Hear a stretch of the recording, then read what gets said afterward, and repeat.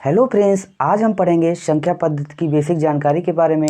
तो चलिए शुरू करते हैं। यहाँ देखिए संख्या पद्धति में सम्मिश्र संख्या, वास्तविक संख्या और काल्पनिक संख्या, रियल नंबर और इमेजिनरी नंबर्स। यहाँ पे देखिए वास्तविक संख्या जो होती हैं परिमेय संख्या और अपरिमेय संख्या। वास्तविक संख्याएं दो प्रकार की हैं, परिमेय संख्या और अपरिमेय संख्या। देखिए परिमेय संख्या क्या है? परिमेय संख्या वे संख्याएं होती हैं जिसे p/q के रूप में लिखा जा सकता है, या तो उनके दशमलव भाग की या तो पुनरावृत्ति होती है या वो समाप्त हो जाती हैं।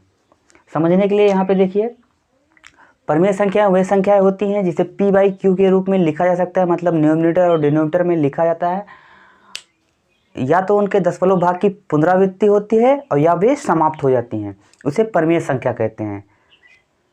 समझने के लिए पहले परिमेय संख्या को समझ लेते हैं। यहाँ पे देखिए एग्जाम्पल के लिए 2, 1/3, 1/5, 1/7, 22/7।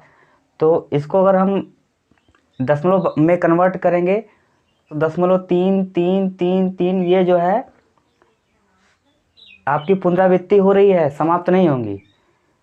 या तो कंडीशन क्या है, या तो दशमलव भाग की पुनरावृत्ति होगी या फिर वो समाप्त हो जाएंगी। तो ये देखिए इसमें पुनरावृत्ति हो रही है, तो ये क्या है? परिमेय संख्या है 1/3। और 1/5 को देखते हैं यहाँ पे दूसरा।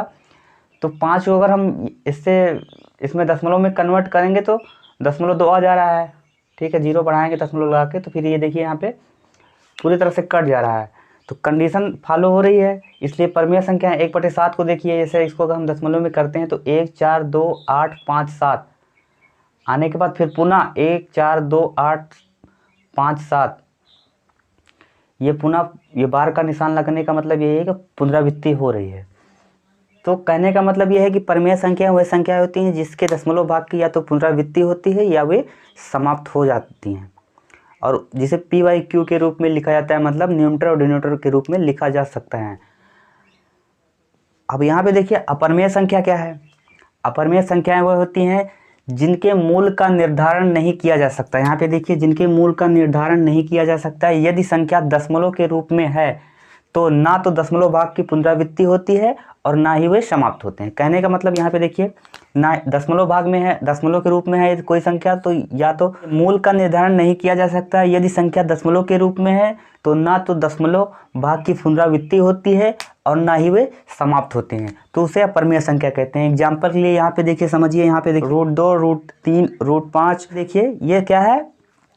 अपरिमेय संख्या है, क्योंकि ये देखिए इनके मूल का निर्धारण नहीं किया जा सकता। 2 से 3 के बीच में ये एक अपरिमेय संख्या है, मतलब ये एक अपरिमेय संख्या है। तो आगे आप समझ गए होंगे कि परिमेय संख्याएं क्या हैं और अपरिमेय संख्याएं क्या हैं। परिमेय संख्या वे संख्याएं होती हैं जिसके दशमलव भाग की या तो पुनरावृत्ति होती है या वे समाप्त हो जाते हैं। लेकिन अपरिमेय संख्या क्या होती है? जिनके मूल का निर्धारण, मतलब इनके मूल का निर्धारण नहीं किया जा सकता और इनके दशमलव भाग की ना तो पुनरावृत्ति होती है और ना ही वे समाप्त होती हैं। तो ये आपसे ऑप्शन डायरेक्ट क्वेश्चन में पूछ लिया जाता है कि परिमेय संख्याएं क्या हैं, अपरिमेय संख्याएं क्या हैं। क्या परिमेय संख्याओं में दशमलव भाग की पुनरावृत्ति होती है अथवा नहीं होती है, ठीक है। तो समझने के लिए आप समझ गए होंगे परिमेय संख्याएं क्या हैं और अपरिमेय संख्याएं क्या हैं। परिमेय संख्याओं को जो है पुनः हम 2 भाग में डिवाइड करेंगे। यहाँ पे देखिए भिन्न दशमलव के रूप में और पूर्णांक के रूप में। जो भिन्न दशमलव के रूप में है, ऋणात्मक संख्या वह संख्याएं होती हैं जो शून्य से शुरू होकर के यहाँ पे माइनस की तरफ होती हैं, ये ऋणात्मक संख्या होती हैं। पूर्ण संख्या जो होती है वो 0 से शुरू होती है, और प्राकृतिक संख्या जो होती है 1 से शुरू होती है। 1 से लेकर गिनने की जो प्रक्रिया होती है, 1 से लेकर 2 बालक हैं और उनको एक को 5 टॉफी दिया आपने, एक को 4 टॉफी दिया, तो दूसरे वाले को तुरंत पता चल जाता है कि मुझे 1 टॉफी कम मिली है। आपने उनको बताया नहीं, लेकिन ये संख्या क्या है? प्राकृतिक, मतलब गिनने की जो प्रक्रिया होती है 1 से लेकर 9 तक, ये जो गिनने की प्रक्रिया है ये प्राकृतिक संख्याएं होती हैं, ठीक है, जिसे प्रकृति द्वारा प्रदान किया गया है। कहने का मतलब अब पूर्ण संख्याएं जो होती हैं 0 से शुरू होती हैं, और ऋणात्मक संख्याएं 0 से माइनस की तरफ, और धनात्मक संख्या जो होती हैं वो प्रायः 1 से शुरू होती हैं, ठीक है। तो ये संख्या पद्धति का बेसिक चैप्टर था। तो आशा करते हैं आपको वीडियो पसंद आई होगी। वीडियो पसंद आई हो तो वीडियो को लाइक करिए, चैनल को सब्सक्राइब करके बेल आइकन को प्रेस करना बिल्कुल मत भूलिए।